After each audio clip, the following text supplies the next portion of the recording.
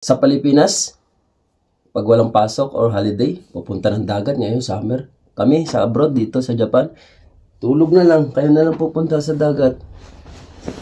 Kahit summer na yun, tutulog na lang ako. Hindi ako mahilig sa mga dagat-dagat na yun. Tulog na lang tayo, guys. Dagat oh. Ako na, hindi yan edit Dagat. Okay. Tingnan natin mamaya kung makakaligo tayo. Balik tayo dito. Ayan, kinunan ko sila ng picture mga kasama ko para may memories kami or may mga alala na pumunta kami sa beach. Ayan, ganun lang kasimple yung beach nila, guys. Pero maraming nagtitent, ganun, mga mamahaling tent pa. Ayan, oh. Kita nyo yan, guys. Iikot ko kayo para makita nyo na ganun sila pag nagpunta ng beach. Mag-overnight mga yan. At ayan, patingin ko na sa inyo yung dagat. Ganun ang dagat.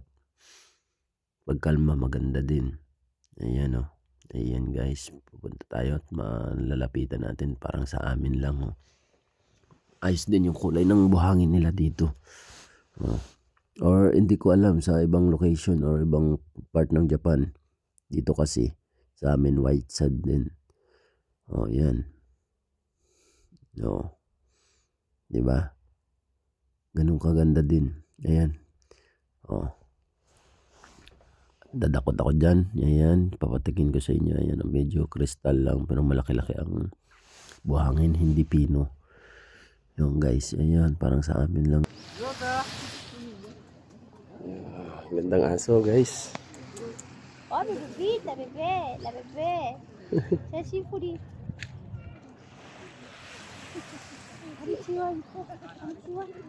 Tapos may dumating. Dumating matrupo mo to.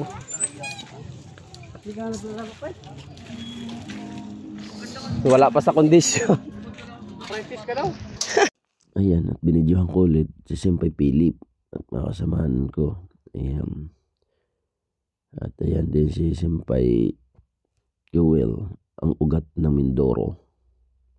Kasama ko guys. Ayan o. Nagpabida pa. Sige, tapon mo. Shoot yan dito.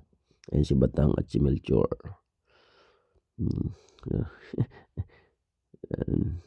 Nagback pala. Mali pala. At balik ulit kay Senpai Joel. Ayan guys.